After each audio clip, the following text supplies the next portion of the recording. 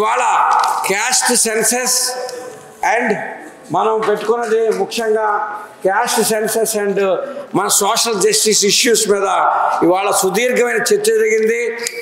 మరి ఈ మహానగరంలో ఎంతోమంది మహానుభావులు వచ్చి ఉన్నారు. వారందరూ కూడా వాళ్ళ అమూల్యమైన సందేశాలు ఇచ్చున్నారు. మరి అవన్నీ కూడా రికార్డ్ చేశారు మన చిరంజీవులు గారు. ఇవన్నీ కూడా బిట్టుగా అందరికీ చేరాలని నేను ఆశిస్తున్నాను. మరి ఎంతో విలువైన సమయాన్ని ఎంపీ గారు ఇంత టైం కూర్చున్నారంటే పార్లమెంట్ జరిగేటప్పుడు మరి ఎంతో వారికి చాలా ధన్యవాదాలు తెలియజేస్తున్నాను. ఇది చాలా సక్సెస్ అయింది. అయ్యా, నేను ఆళ్ళ Ramakrishna, retired chief engineer of electricity board, Hyderabad, Telangana అండి. అయ్యా, నేను కృష్ణయ్య గారికి గత 20-30 సంవత్సరాల నుంచి నేను శిష్యుడిని. వారి ఆధ్వర్యంలో మేము అక్కడ బీసీ సంఘం కూడా ఎలక్ట్రిసిటీ బోర్డులో పెట్టుకొని నేను ఫస్ట్ ప్రెసిడెంట్గా పనిచేశాను. వారి ఆదేశాల మేరకు రామకృష్ణ, ఈ మన దేశంలో క్యాస్ట్ సెన్సస్ జరగాలంటే మీరు కోర్టుకు వెళ్ళాలంటే నేను సుప్రీంకోర్టులో 2020లో 1414 కింద రిట్ పిటిషన్ వేసి పోరాడుతున్నాం. మన జస్టిస్ ఇవాళ చీఫ్ జస్టిస్ కన్నా గారి దగ్గర మన కేసు ఉంది. ఒక్క నెలలో దాని మీకు పరిష్కారం వస్తుంది. ఆయన మొన్నే వార్నింగ్ ఇచ్చారు. అడిషనల్ సాలిసిటర్ జనరల్స్ 8 మంది వస్తారు ఆ కేసుకి. ఇది లాస్ట్, మీ ఆర్గ్యుమెంట్ చెప్పండి అని మొన్న అఫిడవిట్ కూడా తీసుకోవడం జరిగింది. అయ్యా, బీజేపీ గవర్నమెంట్ 78 పేజీల, ఎన్డీఏ గవర్నమెంట్ 78 పేజీల రిట్ పిటిషన్ సబ్మిట్ చేసింది అఫిడవిట్. అందులో బీసీలకి రిజర్వేషన్స్, ఇది క్యాస్ట్ సెన్సస్ చేయడం అనేది అసాధ్యం భారతదేశంలో అని తేల్చి చెప్పింది. ఈ విషయాన్ని మేము దేశం అంతా చెప్తున్నాం. అలాగే అందులో బీజేపీలో ఉన్న బీసీ, ఎస్సీ, ఎస్టీ లీడర్లకు కూడా చెప్పి వారి మద్దతు కోరుకుంటూ వారిని అందరినీ కూడా ఆ పార్టీ నుంచి మరి బయటికి రమ్మని కూడా మేము ఎంతో పిలుపునిస్తున్నాం రోజును.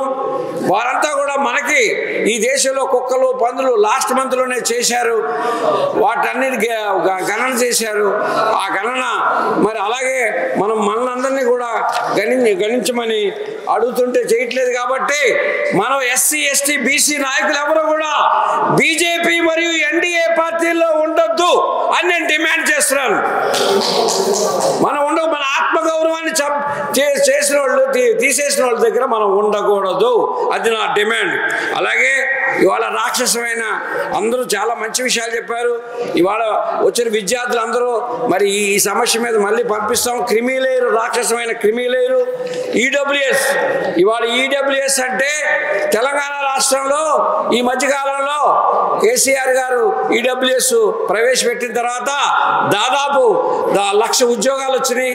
దాంట్లో 10,000 ఉద్యోగాలు ఈడబ్ల్యూఎస్లో మనకి రావడం జరిగింది. వాటిలో మేము ఎనాలిసిస్ చేస్తే 300 ర్యాంక్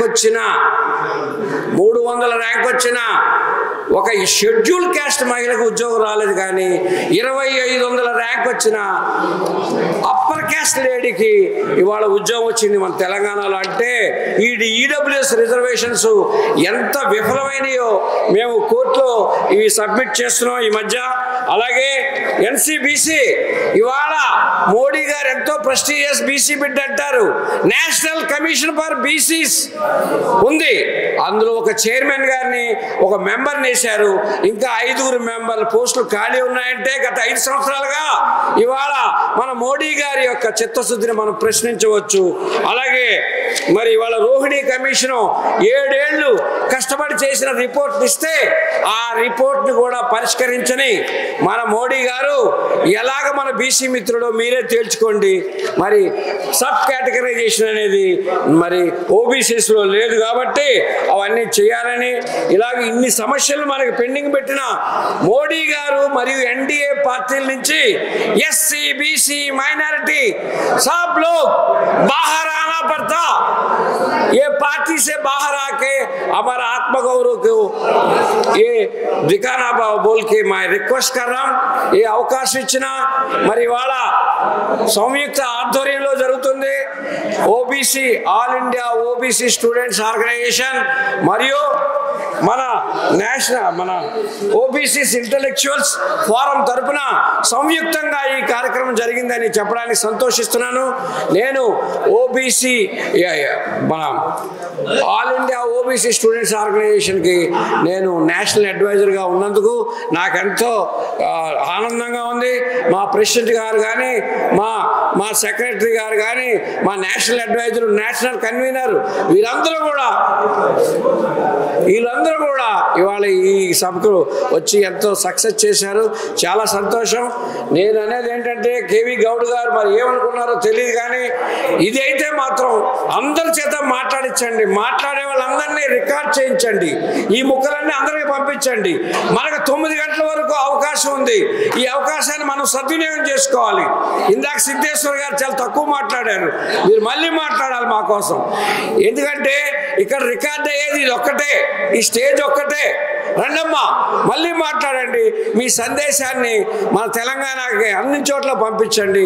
నాయకులందరూ ముందుకు వస్తారని మన కోసం ఇంత సమయం మనకు ఇచ్చిన పెద్దలందరికీ కూడా ధన్యవాదాలు తెలుపుకుంటూ సెలవు తీసుకుంటున్నాను. Thank you very much.